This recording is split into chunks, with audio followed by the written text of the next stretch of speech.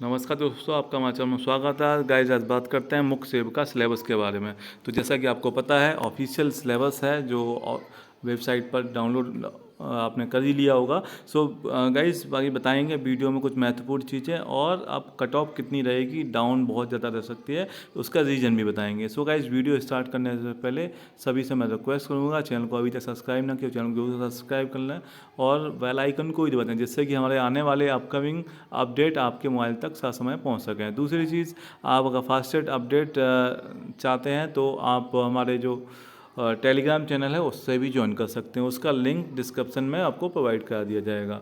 So guys, चलो start करते हैं। मुख्य सेविका का जो सिलेबस है वो ऑफिशियल वेबसाइट पर जारी हो गया है। वीडियो जो इम्पोर्टेंट इसलिए है क्योंकि मुख्य सेविका का सिलेबस है जो कि बिल्कुल हटके है, और इसमें जो इसका जो सिलेबस है वो अन्य परीक्षाओं से बिल्कुल अलग है।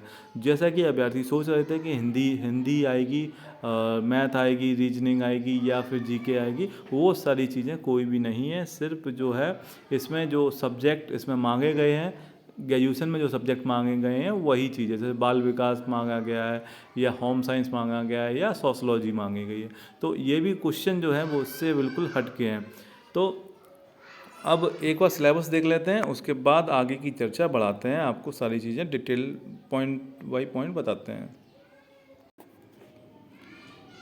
तो दोस्तों, ये ऑफिशियल सिलेबस है मुख्य सेविका का, उसके बारे में बात करेंगे। उत्तर प्रदेश अधीनस्थ सेवा चयन आयोग की तरफ से जो 31 अगस्त को सिलेबस जारी कर दिया गया, इसका एग्ज़ाम भी बहुत जल्दी होगा, और इसीलिए इसका सिलेबस बहुत जल्दी जारी कर दिया। एक हफ्ते के अंदर, नोटिफिकेशन की डेट के एक हफ्ते के अंदर इसका सिलेबस जारी कर दिया गया है। संभावना है कि नवंबर माह में इसका एग्ज़ाम हो सकता है। बाकी मुख्य सेविका की जो पाठ्यक्रम है उसके बारे में नज़र डाल लेते हैं। एक ही पाली परीक्षा जो है, बहुत अभ्यर्थी ऑलरेडी कम है, तो एक ही पाली में परीक्षा होगी, और कुल जो संख्या प्रश्नों की संख्या रहेगी 100 रहेगी, और समय अवधि दो घंटे रहेगा, 120 मिनट। तो परीक्षा में वास्तुनिष्ठ और वास्तुनिष्ठ एवं बहुविकल्पी प्रकार के होंगे। प्रत्येक प्रश्न का जो अंक 1 अंक होगा। लिखित परीक्षा हेतु ऋणात्मक नेगेटिव मार्किंग कर दी जाएगी, जो सी वही 1/4 नेगेटिव मार्किंग है, जिसके बारे में आपको पहले भी बताया गया था। तो 100 होगी। बाकी इसमें जो है पाठ्यक्रम है, इसमें आप देख सकते हैं 1 से लेके आप 20 इसमें पॉइंट दिए गए हैं, और बाकी इंग्लिश में ही दिया गया है। तो अगर आप इंग्लिश में तैयारी तो इंग्लिश के हिसाब से भी है। तो और आप इसमें 20 जो पॉइंट दिए गए हैं, इन्हीं 20 पॉइंट में से आपका पेपर आएगा। और इसमें कट ऑफ इसलिए ज़्यादा रहने वाली है क्योंकि पहले क्या होता था, हिंदी हर कोई कर लेता था, मैथ रीजनिंग लगभग ज़्यादातर लोग जिनकी अच्छी है मैथ रीजनिंग, उनको उससे बेनिफिट हो जाता था। और जीके में भी अगर क्वेश्चन आते थे तो ज़्यादातर लोग जो, अगर मान लो 25 क्वेश्चन आए तो 15-16 क्वेश्चन, 14 क्वेश्चन आराम से आ जाते थे। लेकिन इसमें ये ज़रूर आप जैसे देख सकते हैं, सिर्फ 20 ही पॉइंट दिखेंगे, लेकिन इसके अंदर जैसे 5 नंबर पॉइंट में आप देखिए बहुत सारे हैं, जैसे 9 नंबर पॉइंट में देखिए अलग अलग काफ़ी सारे हैं। कार्बोहाइड्रेट्स है, प्रोटीन है, वसा है, विटामिन है, खनिज है, पानी है, शोध है, आवश्यकताएँ हैं, और ऐसे ही करके एक एक उसमें कम से कम 5-5, 6-6, 7-7, 4-5, 4-4, 5-5 तो मान ही लीजिए लगभग। अगर ऐसे ही सब एवरेज अगर देखेंगे, हर उसमें 4 मान लेते हैं, तो ये संख्या जो है काफ़ी हो जाती है। पॉइंट मतलब लगभग 70 से 80 पॉइंट हो जाएंगे तैयारी करने के लिए, जो कि इतना आसान नहीं रहेगा। और ये जो सिलेबस है बिल्कुल हटके है। अगर जैसे हिंदी में होता है, हिंदी का अगर 25 क्वेश्चन आते हैं तो हिंदी में आराम से जो अभ्यर्थी है 20-22 क्वेश्चन आराम से कर सकते थे। लेकिन ये सब चीज़ें जो मार्क्स बढ़ाने वाले थे, हिंदी था, रीजनिंग थी, जीके थी, तो वो सारी चीज़ें, जीके में खैर नहीं कह सकते कि मार्क्स ज़्यादा आते हैं, लेकिन जीके में फिर भी जो है इसके अपेक्षा काफ़ी सही रहता। तो इसलिए जो कट ऑफ है वो अब बिल्कुल डाउन रहने वाली है, और बहुत कम कट ऑफ जाएगी इसमें। और अब क्या है कि जो भी अभ्यर्थी है उसी का चयन होगा जो जीरो लेवल से स्टार्ट करेगा। मतलब वो ये सोच के चलेगा कि हमें जो जो इसमें पॉइंट हैं, इसमें सारे जो 20 पॉइंट दिए हैं, इसमें जितने भी पार्ट हैं सभी को जल्द से जल्द क्लियर करना है, चाहे एक भी पॉइंट छूटे ना। जो लोग सिर्फ नोट से तैयारी करेंगे या फिर सिर्फ जो बुक के भरोसे रहेंगे तो वो लोग बिल्कुल ही पिछड़ जाएंगे। वैसे बुक जो है 10 तारीख तक अच्छी जो पब्लिकेशन है तो सभी की तरफ से ये बुक आ जाएंगी, जैसे अजंत है या अन्य जो हैं तो उन सभी की बुक आ जाएंगी नेक्स्ट उसमें, मतलब 10 तारीख तक सभी लगभग बुक आ जाएंगी। तो ऑनलाइन या फिर आप डायरेक्ट परचेज उसको कर सकते हैं। तो बाकी क्या है कि इसमें जो है परिवार है, ये बहुत सारे पॉइंट हैं इसमें।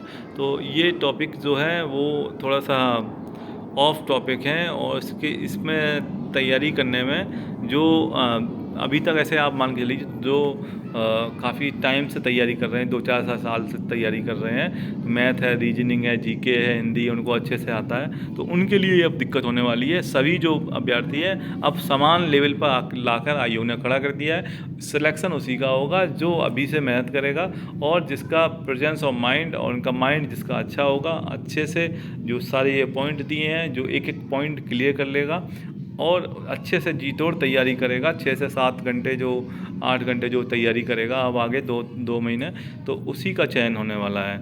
और पहले क्या था कि जिसकी मैथ अच्छी है, रीजनिंग अच्छी है, जीके अच्छी है, तो वो पहले से 2-4 साल तैयारी कर रहा है तो उसको बेनिफिट था। तो इसमें लेकिन अब इसमें ऐसा चीज़ नहीं है। जो इस पॉइंट को, इन सब चीज़ों को पढ़ के जो तैयारी करेगा उसका सिलेक्शन होने के पूरे चांसेस हैं। तो इसमें जो भी महिला अभ्यर्थी ही हैं इसमें सारे, तो सभी जो महिला अभ्यर्थी हैं वो उनको फोकस करने की ज़रूरत है, और जो ये सिलेबस के अनुसार आपको तैयारी करनी पड़ेगी। और पेपर इतना अब आसान नहीं रहेगा। पहले कह सकते थे कि पेपर अगर नॉर्मल होता तो आराम से जो कट ऑफ है वो 60 प्लस जाती, लेकिन अब कोई ज़रूरी नहीं है कि 60 से ऊपर जाती है या नीचे जाती है। वैसे मैं एक अनुमान बता देता हूँ कि इसमें जो इसका जो अगर ये इस पेपर और सिलेबस के हिसाब से अगर पेपर ठीक ठाक बनाया अगर उन्होंने, तो इसके हिसाब से जो है आप ये मान के चलिए, मैं आपको एक मोटा आइडिया बताता हूँ। एवरेज अगर पेपर, मॉडरेट पेपर अगर रहता है तो यूआर के जो कैंडिडेट हैं, ठीक है, यूआर के जो हैं, अगर इस पेपर के अकॉर्डिंग अगर उनके 60 प्लस आते हैं, 60 प्लस आफ्टर मास मार्किंग, तो ये एक सेफ स्कोर होगा, ठीक है।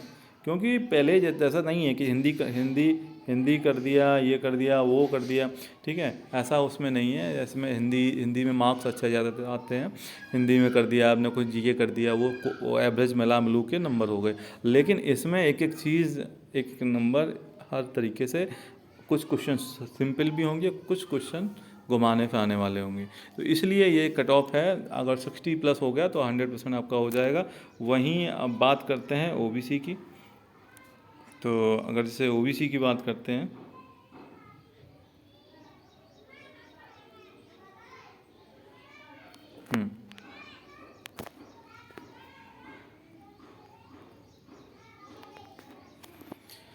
बात ओबीसी की करते हैं। ओबीसी, ठीक है। ओबीसी के लिए अगर अगर अगर आप जो है 55 प्लस मार्क्स लेके आते हैं,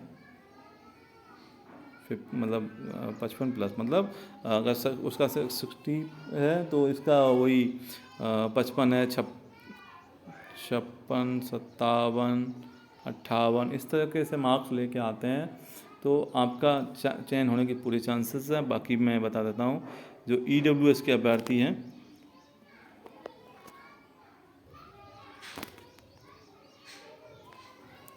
ईडब्ल्यूएस की बात करते हैं। ईडब्ल्यूएस के अभ्यर्थी हैं, अगर 40 प्लस मार्क्स लेके आते हैं तो उनका चयन होने के पूरे चांसेस हैं। अगर आप ईडब्ल्यूएस में हैं और 40 प्लस आपके मास मार्किंग हटाने के बाद इस सिलेबस के अनुसार अगर आते हैं तो आपके बहुत अच्छे चांसेस होंगे। बाकी जो एससी के अभ्यर्थी हैं तो वो भी लगभग 40, मतलब 35 से लेके 35 से प्लस जो होंगे एससी के, एससी भाई लोग हैं जो उनका होगा, तो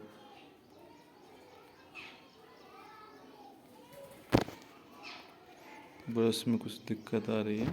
हाँ, एससी की बात करते हैं तो एससी में जो 35 प्लस हैं तो आफ्टर मास मार्किंग उनके होने के पूरे पूरे चांसेस हैं।